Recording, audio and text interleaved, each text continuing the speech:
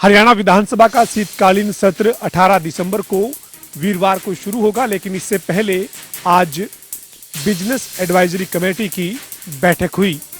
BAC की बैठक में विधानसभा के अध्यक्ष हरविंदर कल्याण, हरियाणा के मुख्यमंत्री नायब सिंह सैनी, नेता विपक्ष भूपेंद्र सिंह हुड्डा, संसदीय कार्य मंत्री महिपाल सिंह ढांडा, कैबिनेट मंत्री अनिल विज, कृष्ण बेदी समेत बीएसी के तमाम सदस्य मौजूद रहे। बीएसी की बैठक में शीतकालीन सत्र की अवधि को लेकर चर्चा की गई। बीएसी की बैठक में तय किया गया है कि इस बार भी शीतकालीन सत्र 3 दिन तक चलेगा।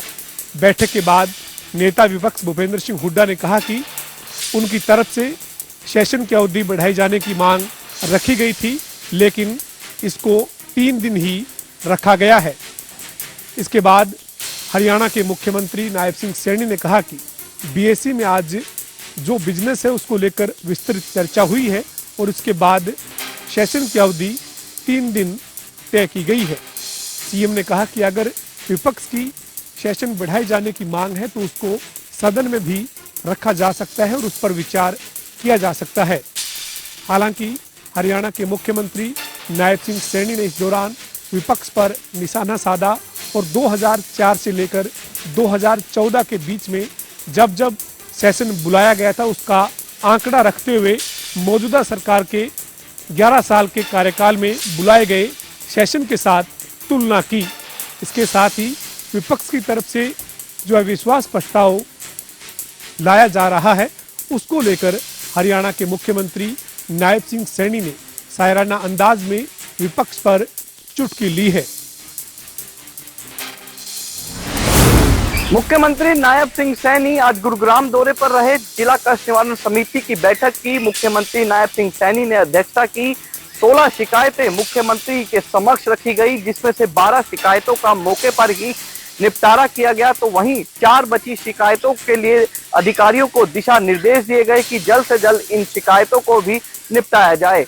वहीं विधानसभा सत्र में कांग्रेस द्वारा अविश्वास पत्र लाने वाले बयान पर मुख्यमंत्री नायब सिंह सैनी ने कहा कि कांग्रेस सिर्फ झूठ बोलने का काम कर रही है, लोगों को गुमराह कर रही है। वोट चोरी का कोई मुद्दा जो है वो नहीं है। कांग्रेस के समय में वोट चोरी जो है वो होते थे। तो वहीं 2014 में जब से बीजेपी की सरकार आई है तब से खिलाड़ियों का जो सम्मान है वो बढ़ा है।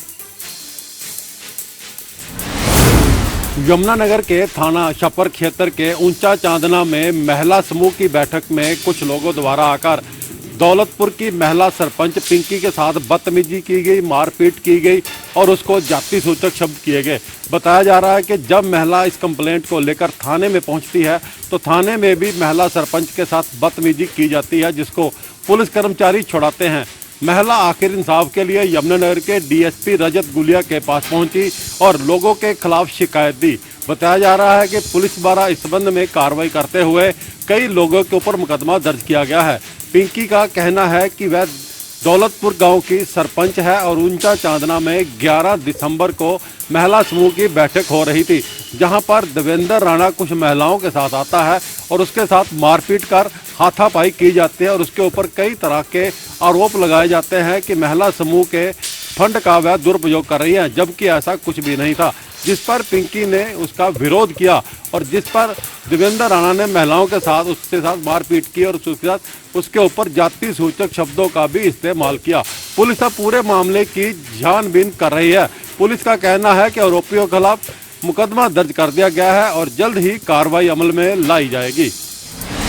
हेवा के गांव सारसा के एक किसान के बेटे से विदेश भेजने के नाम पर 43 लाख रुपए फ्रॉड करने का मामला सामने आया है। सारसा निवासी रोशनलाल ने बताया कि उसका बेटा उदयवीर सिंह विदेश जाना चाहता था, जिसके लिए उसने पीटीए का कोर्स किया और अपनी कनाडा के वीजा के लिए फाइल लगाई, लेकिन संयोगवश उसका रिजेक्ट लग गया। तो गांव के ही एक एजेंट ने बताया कि वह 1 नंबर पर उसके बेटे को अमेरिका भेज देगा और मेक्सिको जाने के बाद ही पेमेंट लेगा। उसका बेटा मेक्सिको पहुंच गया और पेमेंट लेने के बाद एजेंटों ने उसकी कोई सुध नहीं ली और अपने फोन नंबर बंद कर दिए। उन्होंने दूसरे एजेंट से संपर्क किया। अमेरिका भेजने के बाद दूसरे एजेंटों को पेमेंट दी, लेकिन उसके बेटे को उन्होंने ग्वाटीमाला भेज दिया।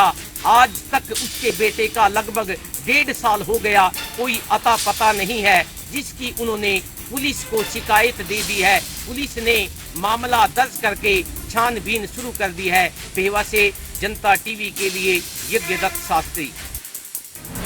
नरवाना पुलिस ने 50 लाख की फिरौती मांगने वाले तथा दुकानदार पर फायर करने वाले बदमाश को हाफ इनकाउंटर कर धर दबोचा है।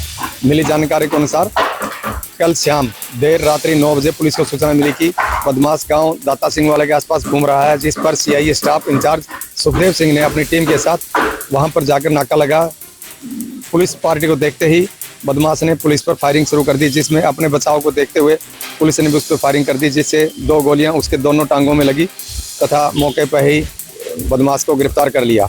बदमाश ने फायरिंग की, जबकि सीआईए इंचार्ज बाल बच गए, क्योंकि बुलेट प्रूफ जैकेट पहने होने के कारण ही सीआईए इंचार्ज बच गए हैं। बदमाश द्वारा फायरिंग की गई गोली सीधे उनकी छाती में लगी थी, लेकिन बुलेट प्रूफ जैकेट पहने होने के कारण सीआईए इंचार्ज बच गए हैं।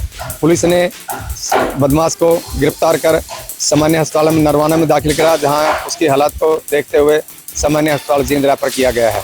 नरवाना से जनता टीवी के लिए रामनिवास गर्ग की रिपोर्ट।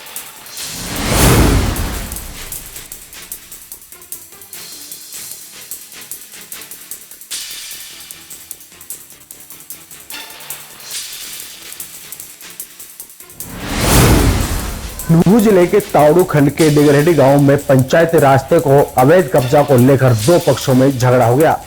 झगड़े के दौरान जहां दोनों पक्षों पर पथराव, वहीं जमकर लाठी डंडे भी चले। छतों से पथराव का वीडियो सोशल मीडिया पर जमकर वायरल हो रहा है। इस झगड़े में पीड़ित परिवार के 3 लोगों को चोट आई है, जिसमें पुलिस को शिकायत दी गई। शिकायत के आधार पर 9 नामजद और 10 अन्य लोगों के खिलाफ केस दर्ज कर लिया है और जांच में जुट गई है।